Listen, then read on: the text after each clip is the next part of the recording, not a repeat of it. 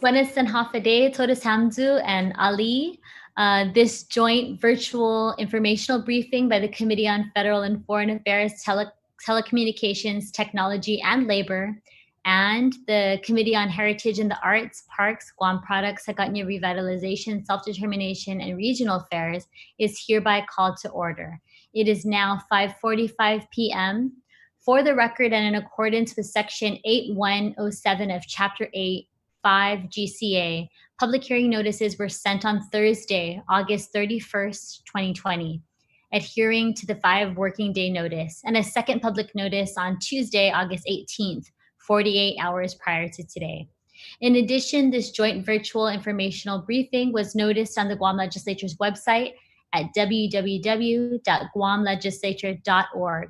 Joining me this evening are Senators Kelly Marsh Taitano, who's co-chairing this joint informational briefing, and also former Senator Carlotta Leon Guerrero, representing the Office of the Governor. Before we proceed with the discussion on our agenda, I'd like to provide some general rules of conduct. Participants must abide by all rules of conduct for quality assurance purposes. Just broadcasting from a quiet room, making sure our lighting is good and our faces are visible at all times. Make sure that your mic is unmuted when you're speaking, and the individuals testifying will be recognized by the chair before speaking, and just state your name for record purposes. Questions and testimony shall be confined to the substance or nature of the agenda. Personal inference as to the character or the motive of any senator or any individual testifying is not permitted. Any violations of these rules of conduct will result in removal from the meeting room. Again, Hafa Day, everyone. I've called for this joint virtual information briefing to provide our people with updates regarding the Compact of Free Association, or KOFA, policy negotiations. Tonight, we build off of the hearing conducted by the Legislative Chair on Regional Affairs, Senator Marsh Taitano, on the shortfalls in reimbursing Guam and the other affected jurisdictions from the financial impacts caused by these bilateral agreements. By hearing from those involved and knowledgeable of these negotiations, we can help develop short and long-term strategies to end the imbalance that has strained local funds and changed the deficiencies that have limited our island's ability to grow. Whether it's by offsetting overdue reimbursements through debt relief or by building in regionally beneficial language into these next set of compacts, our plans can all be better informed following today's briefing. And colleagues, the format of our discussion will be as follows. The committee will give the panel of invitees an opportunity to provide their respective perspectives. And once they're done, then we can continue with questions. At this time, I'd like to call the panel of individuals to provide their presentations. And we've had confirmed attendance by former Senator Carlotta Leon Guerrero, Chief Advisor on Military and Regional Affairs from the Office of the Governor, as well as Mr. Victoriano April, Consul General of Palau, with the Palau Consulate Office. I believe Mr. April is attempting to join us online, and so we'll give him a few moments to go ahead and do that, as well as Mr. Angel R. Sablan, Executive Director for the Mayor's Council of Guam. Unfortunately, Mr. Sablan was called into an emergency meeting, so he will also try to log on if he's able. We've been working with our Congressional Delegates Office to accept testimony from him on this matter. And I remain hopeful that we'll still be able to receive testimony to add to the official report of this hearing from Delegate San Nicolas, as well as our neighbor island nations, the FSM and the RMI. So at this time, I'd like to just hand the floor over to Senator Carlotta, if you'd like to present on this topic. Thank you so much, ma'am, for joining us. Thank you so much, Senator Lee and Senator Marsh Taitano. I'll just jump in here. The Compacts of Free Association for the Marshall Islands and the FSM and 2023. For Palau, it's a year later, 2024. So what is slated to end is the end of the funding and that they get a big budget amount. And I'll just pretty much talk about the FSM. So that dollar figure is like 87 million a year is the amount of money that they get. And then they raise local revenues of about 117 million. So that'll give you an idea of the size of it's, 86 million is what they get in compact funds, 117 million in local revenue. So it'll give you an idea of how significant that money that they get is to their overall budget. And that's slated to end in 2023.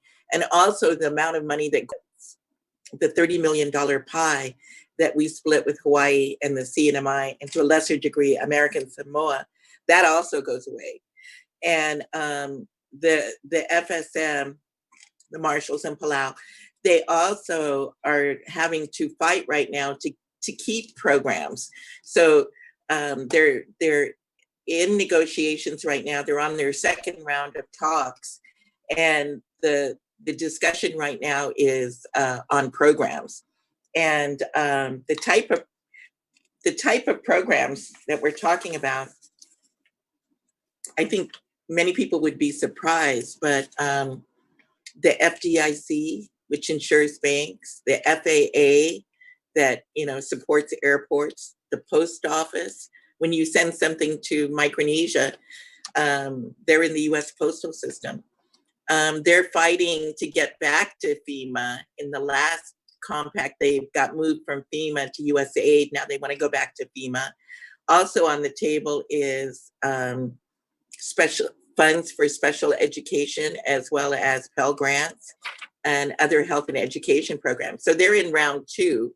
And so they've been trying to get the US to agree, okay, we're going to reinstate these programs or give some kind of commitment.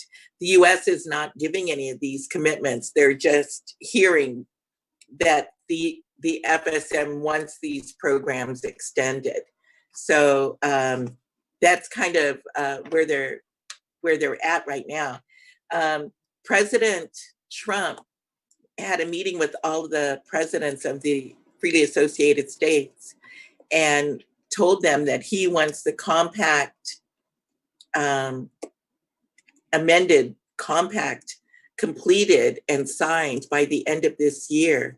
That's an extremely expedited schedule for something that ends in 2023. And I think it's unlikely that it will be completed by the end of the year. That means a document negotiated, then sent to Congress and approved by members of Congress before the end of the year. I think it's doubtful, but you just never know. If you've got the president saying he wants to cook with Crisco, he wants to go fast, you just don't know if the need to stabilize the Western Pacific, make Guam happy because of the buildup, keep China away from Micronesia. You don't know if it gets enough weight that they could go fast. So if they could go fast, we have to make sure that we have our issues on the table. So there's no doubting what's important to us. And so I could stop right there if there's anything that you want to ask, or I could go into what those points are. I'm okay for now. Senator Kelly, did you have any questions about what was already shared? No, of course, I always enjoy hearing about this information. It's important to understand the context as much as possible, so I really appreciate getting this full context, but please proceed. Thank you so much. So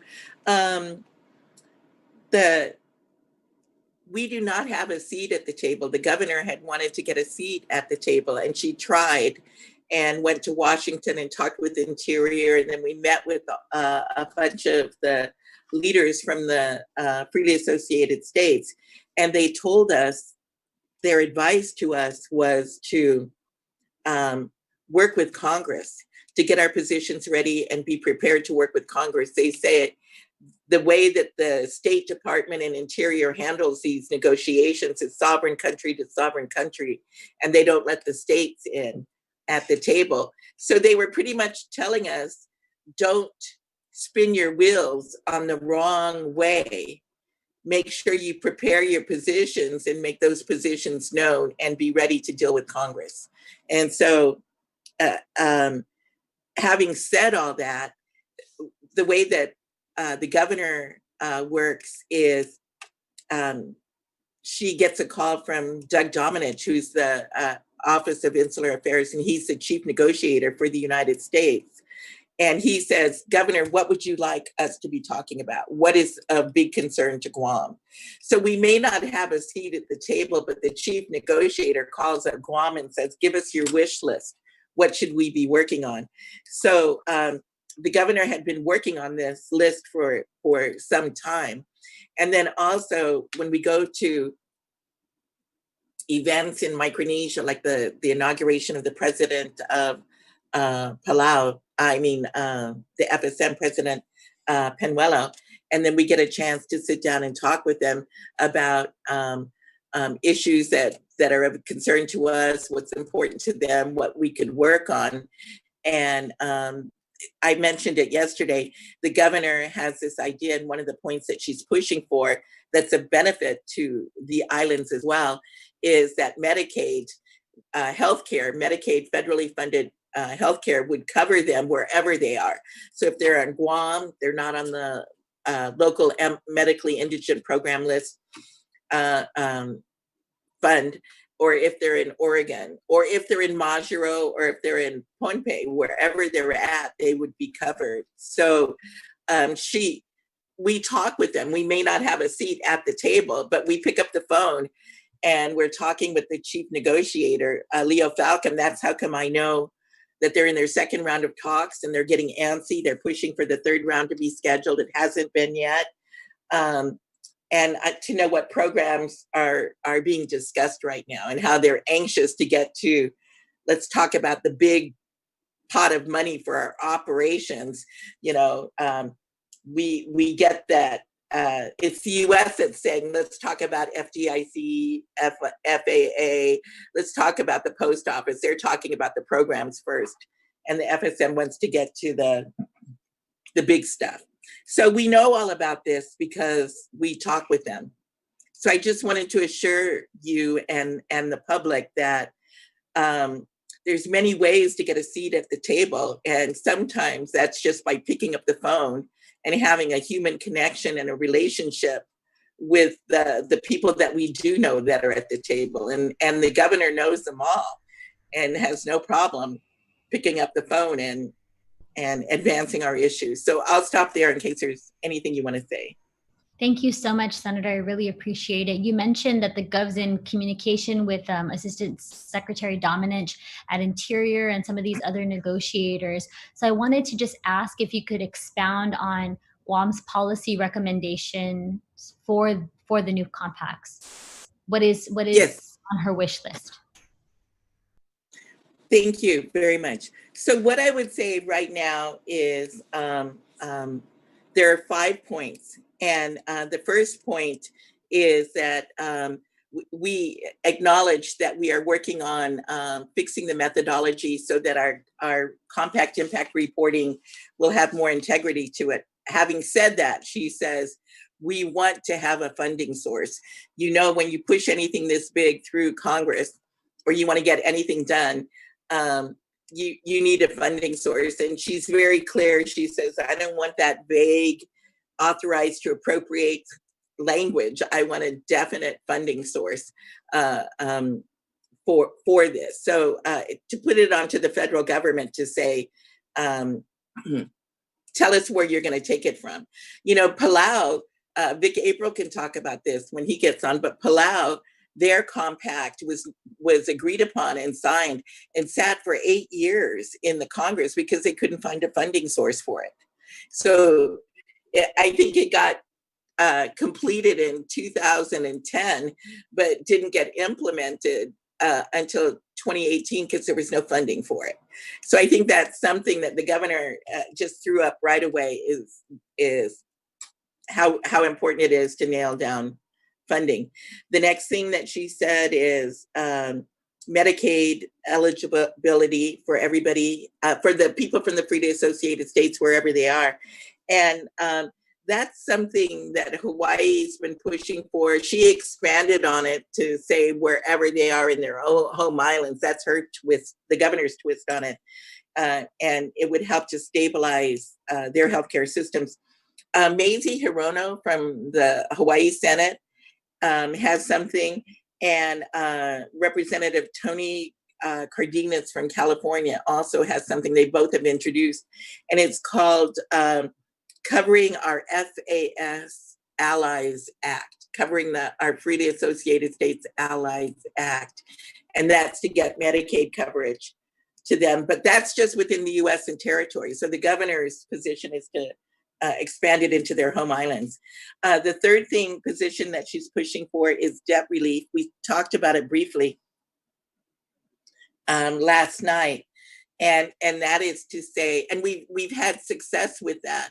Madeline Bordallo got this into the last compact in 2003, saying that the government of Guam was supposed to submit a list of debts that we owed to the federal government that we didn't want to pay them when they owed us all this money for compacts. Unfortunately, the report was not submitted in a timely manner. And so Governor Calvo went back to this again in 2016, and said, let's look at this again. And Interior agreed. Interior sent a letter to Congress and said, we agree with the governor, and that need is still there. The expiration and the scope of that debt relief should be taken another look at. So the number that we have put together since the governor's been in office to prepare for debt relief, if you want to go after debt relief, what is the list? What is the amount of debt that the government of Guam has?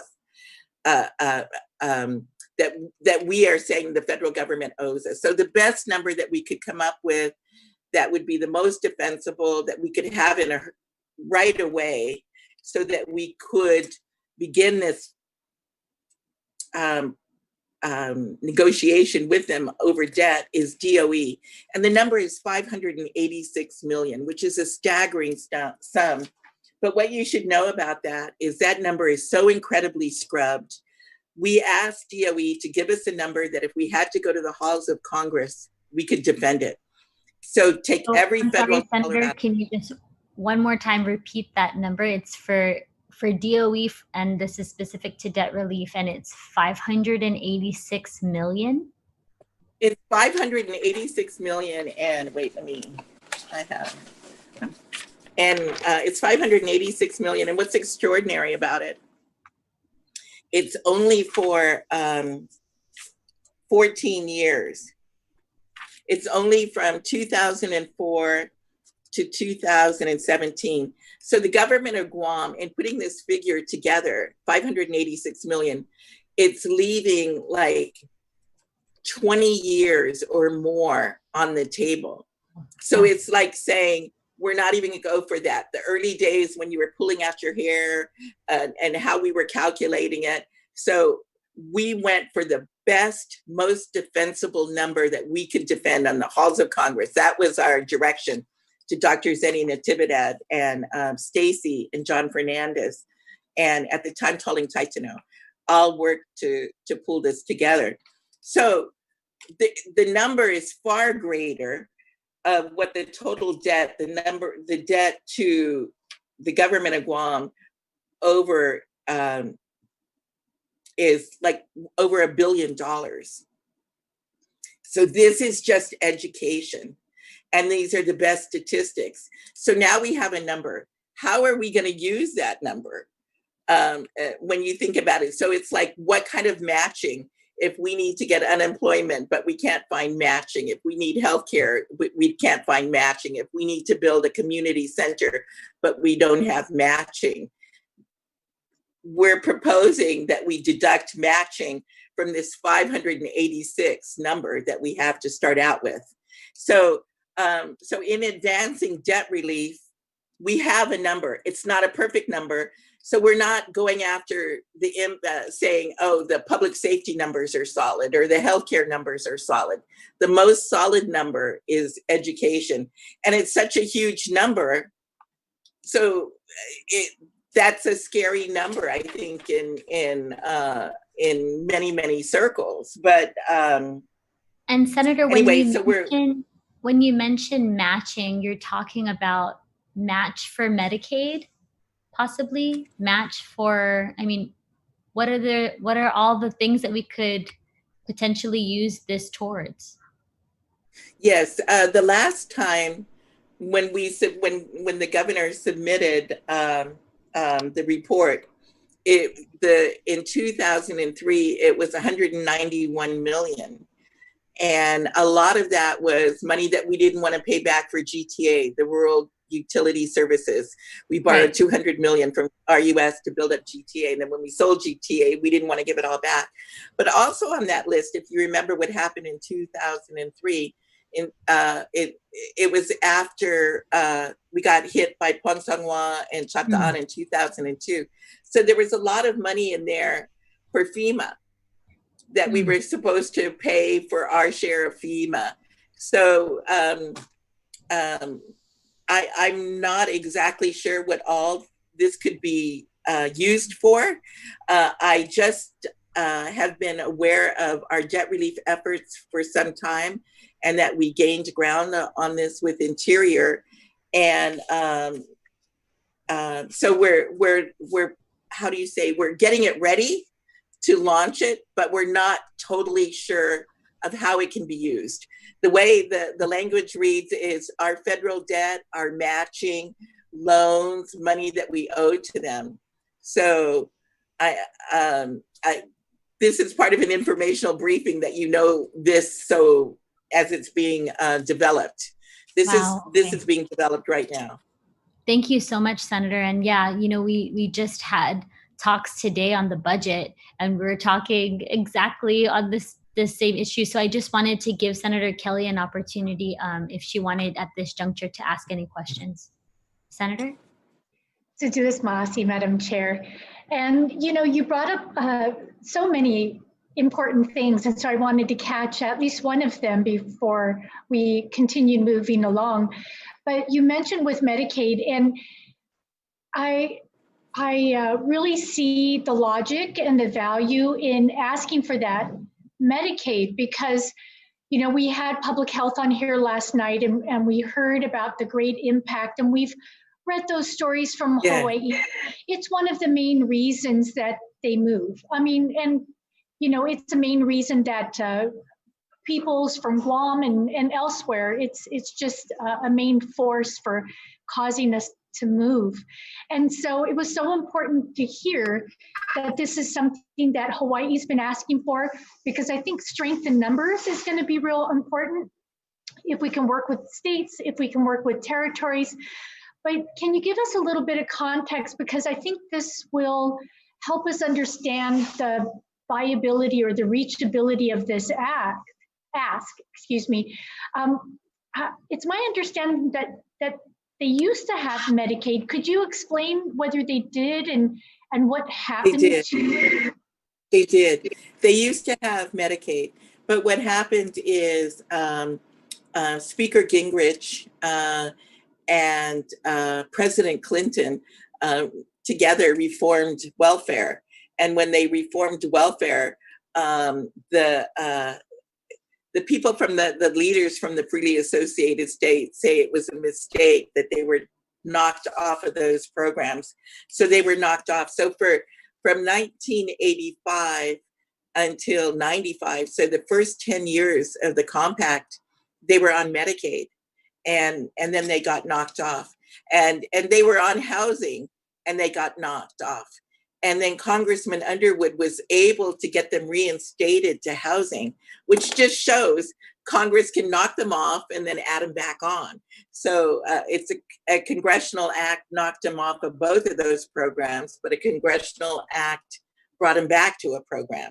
So I wanted to give you something about MIP and what it's a little bit about what you talked about yesterday, but to give you some scale and perspective of what public health did with GAO, sometimes, you know, what it takes to advance Guam's issues and to make the Congress aware of the impact to us. So we get the draft of the GAO report that they're studying all of the affected jurisdictions. So in that first draft report, they thought it was significant that 870 people in Oregon were getting the equivalent of a medically indigent program. 870 people in Oregon were getting health care from locally generated funds, state funds. And there's 4.3 million in Oregon.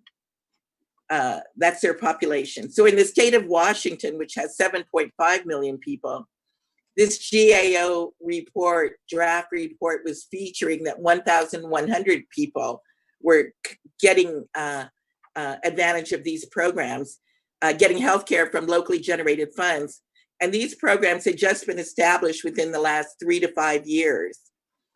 So not mentioned at all is that the government of Guam, with a population of 168,000, has 8,616 people on our locally generated program, the medically indigent program, and have had them there since 95, when they got knocked off of Medicaid by Speaker Gingrich and President Clinton.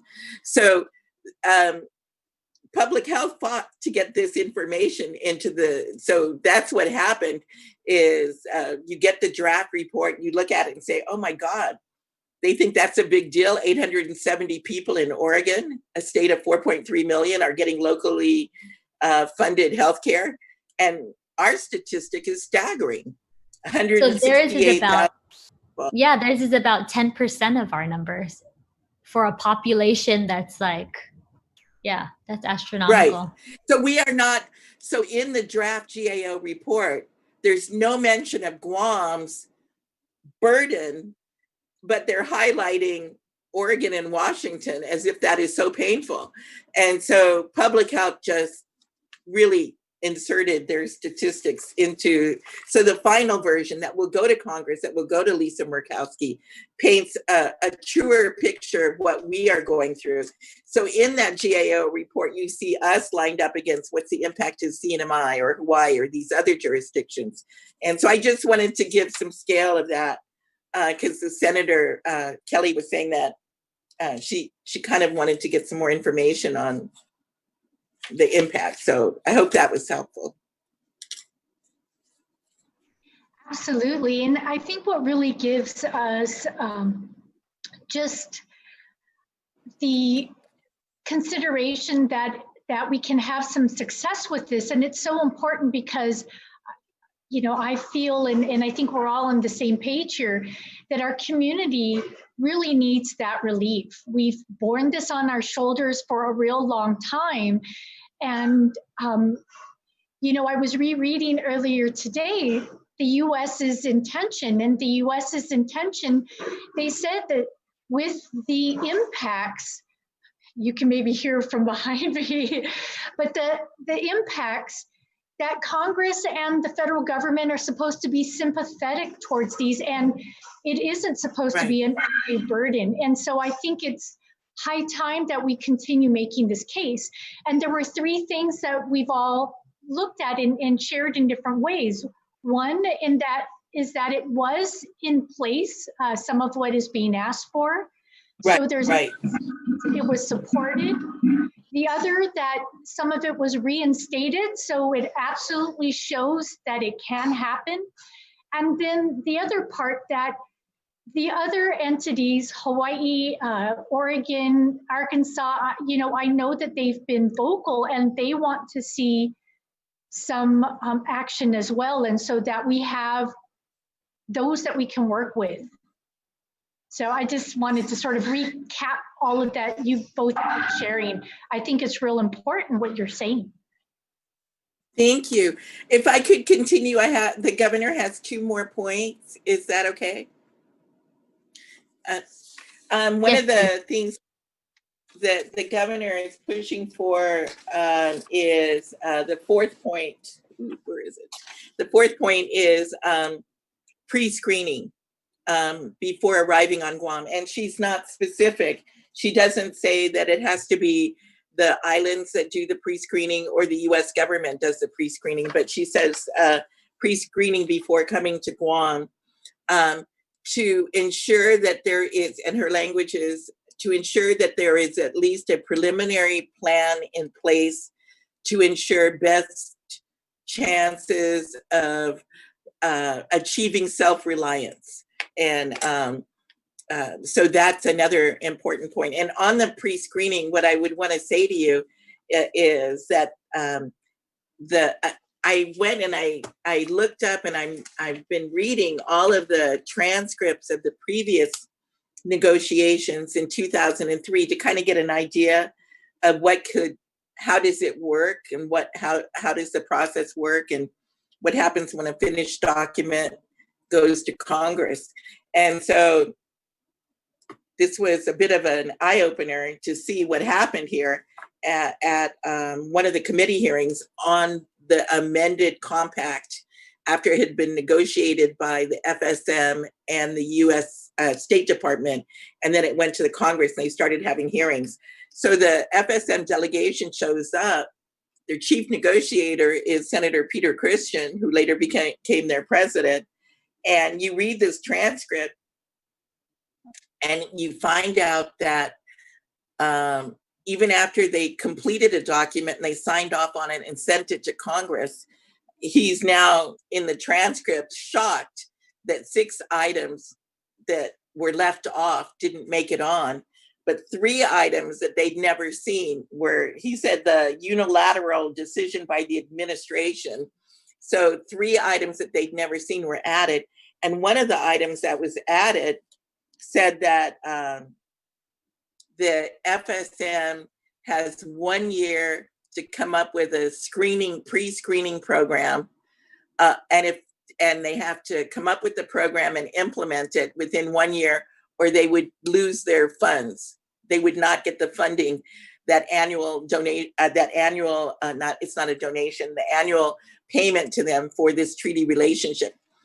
So, so then you see throughout the transcripts, the pain and the anguish of how unfair this is, and we're hitting this, but they go on to say we're multiple jurisdictions, multiple states, multiple courts. We acknowledge that this is something we have to work on, but we resent how this is coming at us. So this is something at a top level has been discussed before, and I don't know how it got in there. I don't know who moved for that, because it came in at the last minute. It wasn't part of negotiations. It surprised everybody. But the whole idea of screening, pre-screening, is not new. And the Senator, governor wants to.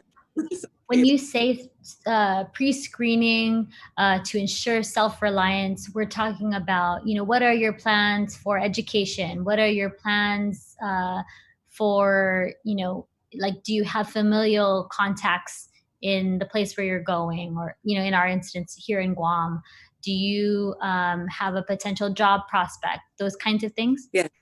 Okay. Well, yes.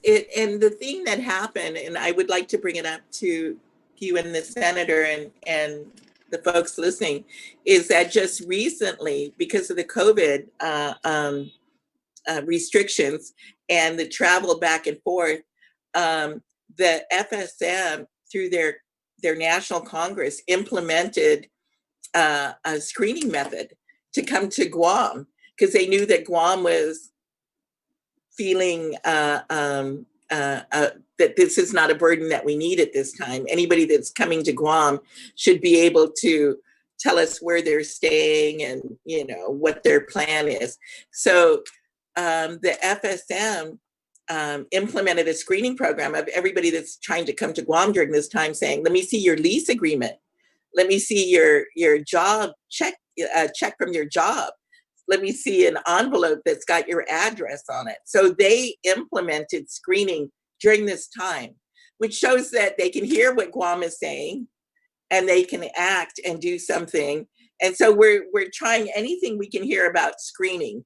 We know that they've just implemented screening. And then when you read these transcripts, you find that they were surprised by screening at an executive level. And I think it got knocked out. I don't think it made it into the final documents because I've never heard of that again. But just seeing that there was an effort for it, I think is significant. Thank you, Senator. So you mentioned fixing the methodology, the funding source, debt relief, pre-screening, and then expand Section 8. Okay. So the fifth one that the governor has so far is to expand the Section 8 program. Right now, the Section 8 program, they have 2,500, I think, vouchers, and that doesn't grow. No matter how many people get added to the pie, that number doesn't grow. And right now, you heard Ray Chapasnia say that he thinks 9,000 people are trying to get to on that list. He said there were 9,000 attempts to file an application for Section 8. So that's the fifth one. So and when the governor sent the letter to Doug Domenech outlining these points, she said, this is what I've got for now. So we don't know how fast this is going to go, how many talks they're going to have, but to get something to him right now. And we've also given this list to the FSM. So to at least have this, any one of these would be so significant. To get 1, 2, or 5 would be incredible, but it's a very significant list. I think that Mr. Chapasnia did a really good job yesterday of kind of outlining, what their need is, what their challenges are, and I'm blanking on his name now. Barcenas? Yes, Dr. Barcenas yesterday did also a really good job of talking about intersectionality, right? And so how this affects us across so many different aspects of the government. It's affecting us in health and education and housing, and how that kind of bleeds into, strains on our resources in terms of utilities and infrastructure and all of those things. So yeah, I think it's just such a fascinating conversation. I'm learning a lot, even as much as we've been reading and preparing for this hearing. There's always something new that pops up that just is so shocking and staggering. But I did want to give Senator Kelly an opportunity to ask any questions at this point if she has any. Yes, as you mentioned, there's so much to all of this, and I'm glad that your informational hearing right now is shedding some light on this, because I think that even though it crops up every now and then, that it doesn't always get the due attention it deserves, especially because it does impact us so greatly. And I was reminded, as you were both talking about the Section 8 housing, that one of the things that I was so appreciative that the director, Ray Chapasnia, was bringing up was that, they also take care of homelessness, and that when we're talking about setting people up for success and making sure that they're self-reliant, it's really to make sure that they don't become one of the numbers that he was speaking about last night. We don't want to see them become homeless. We want to see them succeed. It's good for them. It's good for the overall community. The more that there are things in place to set them up for that success. So, yeah, I can see, based on what he was saying, that there are people ending up on the streets or in substandard housing, and that's maybe not what they were thinking of for themselves when they left. And so if there are ways that we can be working with the governments to help them, help people there, and then help them if they come over here, or Hawaii, or Arkansas, or Oregon. But we want to make sure everybody is having a life of dignity, the life that they dreamt of when they left for education or for jobs or for healthcare or something. So yeah, that was really stood out to me. If I could just add here at this point, Senator, when to give you an idea of just the simple pre-screening that the FSM has done of late, I'm just familiar with this one flight, with the very first one where they implemented screening. On that flight, we could tell that there was going to be 110 passengers. When they implemented screening, only 67 of them hit the threshold. And so the fear that we didn't want is that somebody would be coming over here that didn't have and became a burden, an undue burden when they got here too. And so that was a pretty significant drop from 110 to 67 just by asking. Right?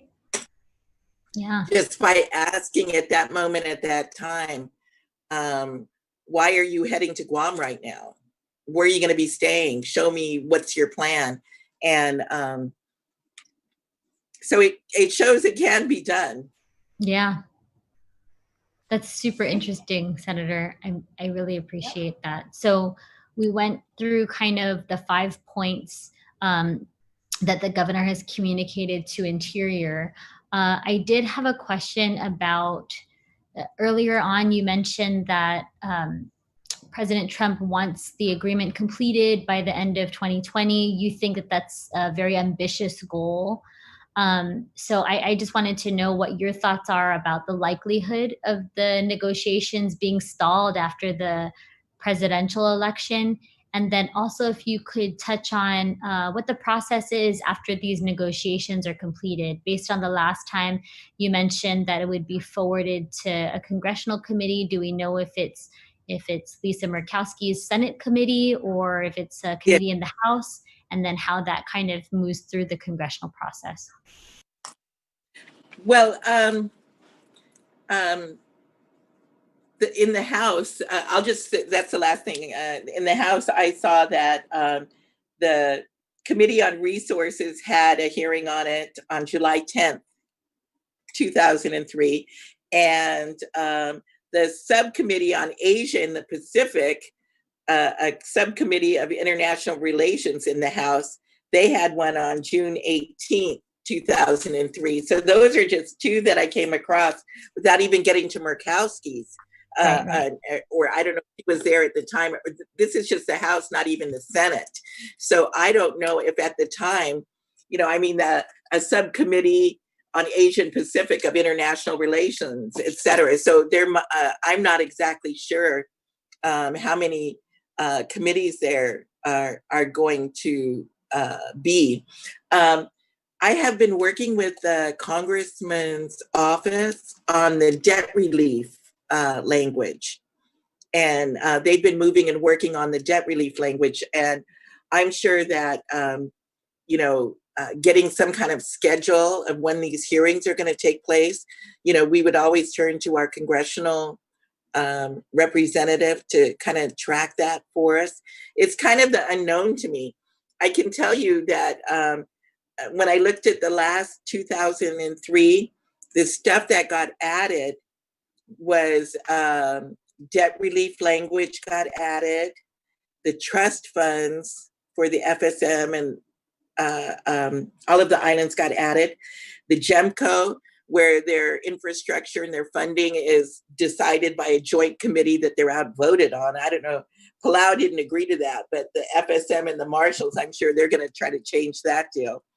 But also added in 2003 is that they must have passports to travel. Before, they didn't even need a passport to get out. So I've been tracking what got added and how it works, but I am by no means done.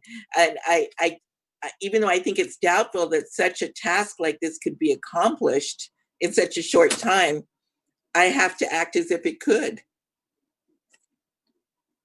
Absolutely, and we just have to be prepared. Right. So that's why the number one thing I think is getting the governor's positions into the chief negotiator. And Right. then we've been working with the mayor's office also, because what we're hoping that the mayors are going to do is that they can, and hopefully the legislature, that they can support the governor's 5 positions and issues and add to it. If there's something that you think that we're missing, or the mayors think that we're missing, to be added to it. Because in these last negotiations, there's no attachments or anything coming in that I see from the legislature, from the mayors. And the mayors are on the front lines. And I really feel that their descriptive narrative should be included. And to the point that I think that not just the resolutions, but to have a travel budget or something set aside for when we can go and have hearings and travel and participate on this, because we cannot let this go by without making this a better deal. So I think we all need to kind of, gear up for that. So that's what I would say to the legislature. Any help would be much appreciated. And I think that when Guam has had success on issues before, like the Commission on Self-Determination, when they would go to the Hill, you would see members of the mayor's council with the governor, with the lawmakers, and they would go and they'd hit these hearings and they'd hit those committee meetings. And I think that something like this is going to be essential. I agree, Senator. And a lot of people will get upset and really try to slam government officials for travel, but there's certain times where you have to be face to face. And if you're out of sight, you're out of mind, especially because we just don't have enough representation. We just don't. I mean, there's so many different members of Congress, even on the House side, and then also representation in the Senate that we just don't have. There's just, it's really, really challenging for us to get our message across. And I agree. I think, especially with the mayors being able to give their personal experiences, really, very colorful experiences, I think it'll really help to paint the picture and tell the story. Yes. So, yes. And then, like what I was saying earlier, if the degree that you have to pay attention is like in that draft GAO report, where Oregon gets highlighted for 870 people, and we're at 8,616 people for 20 some years. For MIPs, yes. Yeah. And so it's like, oh my gosh, if you guys are impressed by 870 people, wait till you hear our story. So, and I'll tell you, Senator, in addition to that, you were mentioning in terms of the debt relief figure based on DOE, $586 million. That's half of our GovGuam budget. I mean, it's a staggering amount. It's a lot of money, and we can definitely, use those resources to help with health, public safety, education, all of those things. So thank you so much.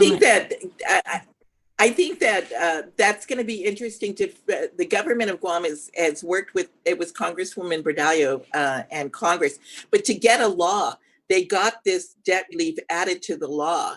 So it's just following that same pathway. So I like to find pathways and follow that same pathway. And so what's different about it is to imagine that we have to go fast. Who's got the best number, the most defensible number, and how big is that number? And we didn't know what it was going to look like till it was scrubbed, but 586 million can help a lot. Yeah, I agree. Senator Kelly, did you have any questions on this point? Masi for asking, Madam Chair. So one of the things that comes to mind, I'm absorbing all of this, and that was such a good point, that when we're talking about over 500 million, we're talking literally about half of our annual budget.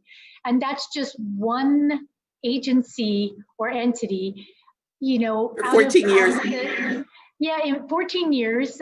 So a limited amount of time, one entity out of 69 such entities. Now, of course, it's one of our biggest ones, but still it's significant, and it's really, really makes us pay attention to numbers like that. One of the questions I had, so both Senator Lee and I are members of APIL, the Association of Pacific Island Legislatures. I think you were as well when you were. Actually, Senator Carlotta, yeah, can you give us a little bit of history about APIL and your involvement? Yeah. Oh, thank you. Well, I was a APIL president, and one of the things that I was really proud of is that I recruited Kiribati and Nauru to join. So I called them up, and I'd never met the president, Kiribati, but I was just looking at the map, and I thought Micronesia, we have to be complete. Nauru and Kiribati are in Micronesia. So I'm very pleased that I was able to broaden APIL. Nauru was active for a number of years. They haven't been for a while, but there's always a hope that the next president of APIL will go and recruit them back. And but Kiribati has been a very active member, and so I was pretty proud about that. Yeah, no, that's fantastic. And it's so good to hear that, because so often when we talk about Micronesia, we talk about really American associated Micronesia, and it's not complete because there is Kiribati and Nauru. So that was real important because we're all neighbors here together. And so Senator Lee has certainly brought forward many fine resolutions that talk about networking in the region, how we can strengthen each other and so forth. And one of the resolutions I had the last time that we all met was looking at the possibility of resource centers, like we have a Micronesian Resource Center here, and there is one in Hawaii as well, and also migration offices in their islands. So from my research, I found out that Majuro, I believe, and FSM do have migration offices, but for right now, I think they get their support from the International Office of Migration. And so they focus on anti-human trafficking, which of course is an incredibly important topic. And so I'm glad that that's in place. And then there were also about maybe connecting people to some of the, I think, health programs or so. But we talked about really, as we talked about earlier, really working to arm them at home so that they understand wherever they're choosing to go to, they understand the landscape socially, politically, culturally, and all of that, so that it isn't perhaps something unexpected and maybe they're ending up in a situation that isn't what they thought it was going to be. Have there ever been efforts to ask the US government from those islands, or even for Guam, for us to do this for the people's sake, you know, because we care about them and their ability to succeed at home or wherever they end up going? Well, you know, it's a delicate place to be, and because of there's so much that I feel that we do for them, that our government is providing levels of services and that we're providing, and then I feel that their business investment climate is not friendly to our businesses. I think that for all that our businesses have done, I think that they could do something like, if you approach it to APIL to say, why can't you come out with a QC program that favors Guam businesses and Hawaii businesses, and give them a break on the taxes, and put a condition in there where you say, if you come back and if you start a business in Pohnpei, you bring back the guy that's the supervisor in your tire shop, and he comes back as your partner. And if you do that, we're going to give you these kinds of incentives. I think that by by bringing back some of their talent and bringing back some of their skills and expertise in an entrepreneurial setup is a way to create the jobs, to create the reasons and the economy, to strengthen the jobs and the economy. The FSM has incredible culture and beautiful nature. It's stunning to me to know that they had 34,000 visitors in the last year or so. So there's a lot that they could learn from us about that. There's a lot of reasons why that hasn't developed, but I don't know why they don't have direct flights straight from Japan to Pohnpei. I don't know what they need to do to their runways to do that. I think they might have to put in some sewer and infrastructure to build up some hotels. But there used to be a clause in there. I've spoken about it briefly. A number of years ago, there used to be a clause in the compacts, Buy American clause, that an American firm was allowed to bid 20%, 15 to 20% higher on US funded, like if you're going to build a road on Karor, or if you're going to build a hospital in Chuuk with US money. And that would give the businesses, the American businesses in Guam and Hawaii, an edge.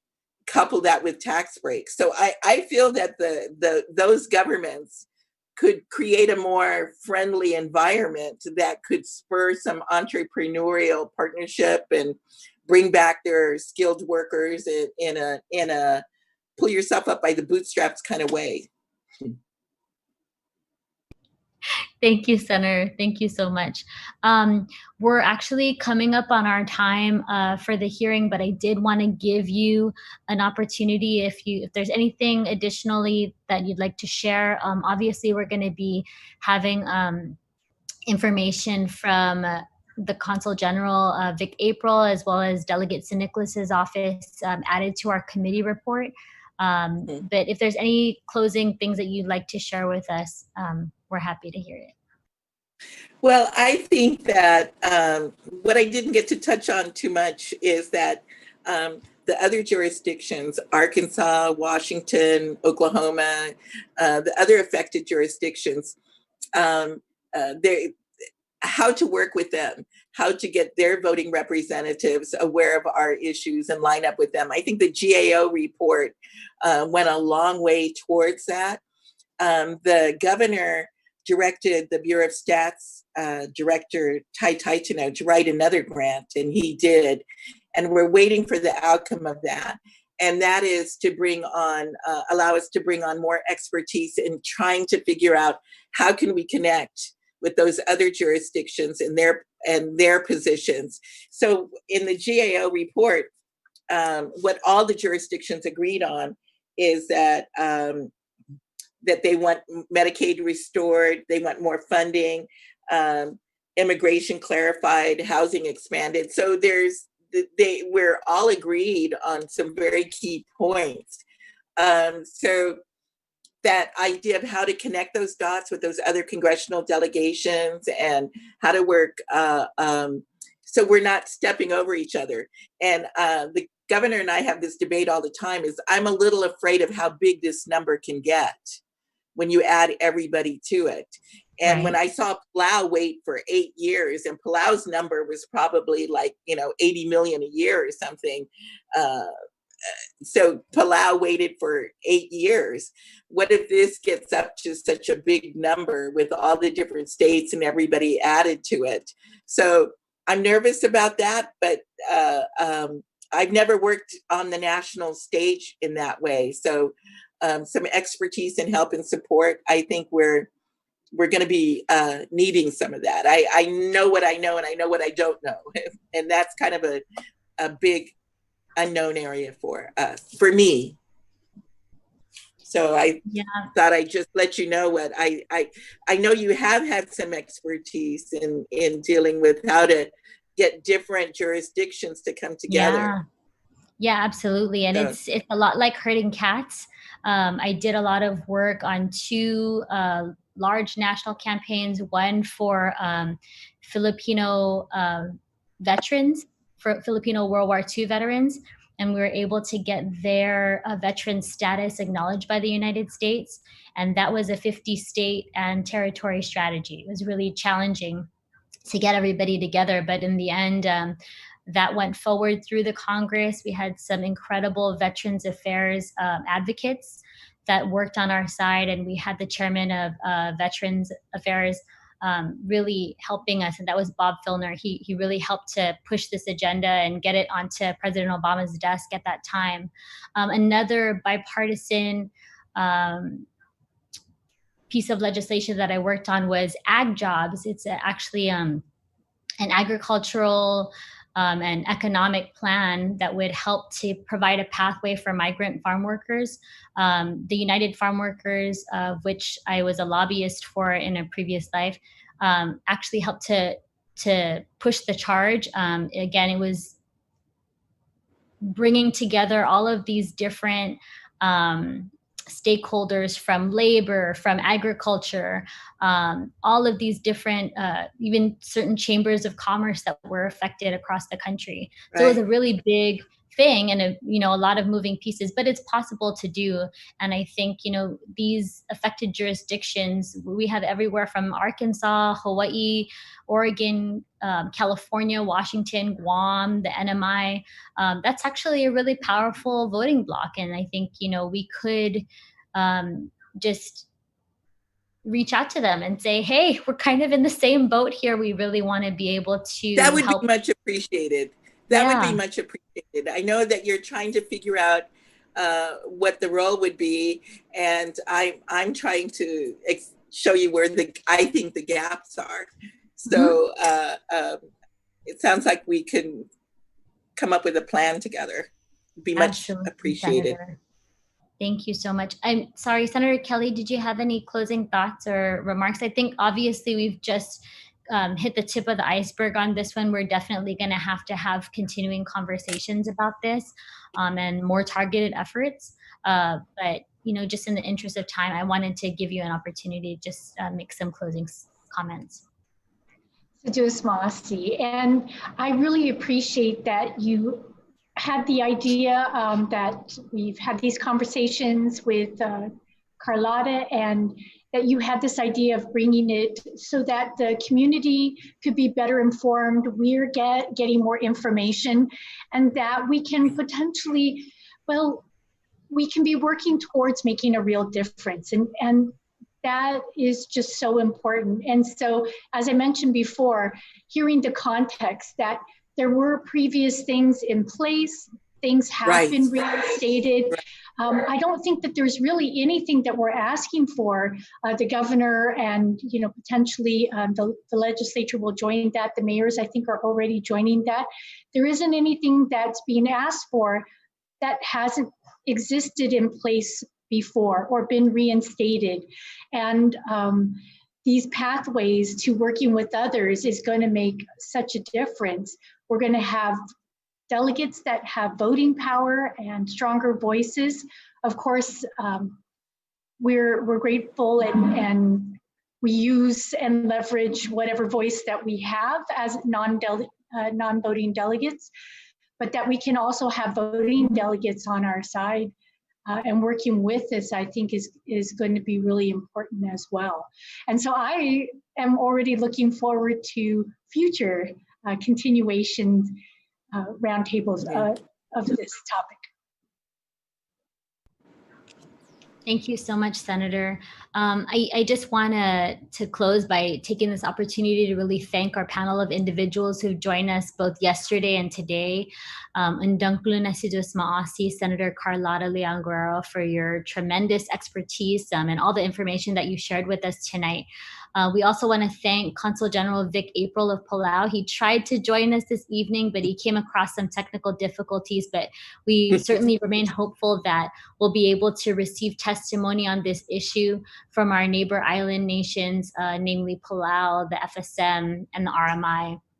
And as I've stated before, we need these discussions really more now than ever. We're in the middle of budget deliberations for next fiscal year, and it's really important to remember the fiscal imbalance in Compact Impact, with a shortfall of, upwards of 140 to 150 million from the federal government. And as we learned tonight, even if just one plank of the governor's requested policies is adopted, that could potentially mean $568 million of, debt forgiveness or other means, which would definitely allow us to be able to have future investment in critical infrastructure, like roads and schools and our public hospital. So especially during this time of COVID, we know that's really, really important. And as these negotiations continue, as we continue to develop strategies to recover this shortfall, these discussions, really help to better inform our body, help to better inform the public, and help us to understand our current standing for a way forward. So again, I really want to thank you so much for your time and your expertise. Sidus Maasi, Todes Hamzu, Porifanatan Midzu Pagu, the Committee on Federal and Foreign Affairs, Telecommunications, Technology, and Labor, and the Committee on Heritage and the Arts, Parks, Products, Hagatnya Revitalization, Self-Determination, and Regional Affairs, hereby concludes this joint virtual informational briefing. Wow, that was a mouthful. Written testimonies may be submitted via email at Senator Biscoe at guamlegislature.org, or they can be submitted to our Dropbox at the Guam Congress Building in Hagatnya. We'll be accepting those until the close of business on Thursday, September 3rd, 2020. This joint virtual information briefing is now adjourned at 6:51 p.m. I really want to thank you all. I ask you to please be safe, stay safe, especially during this time. And Thank you.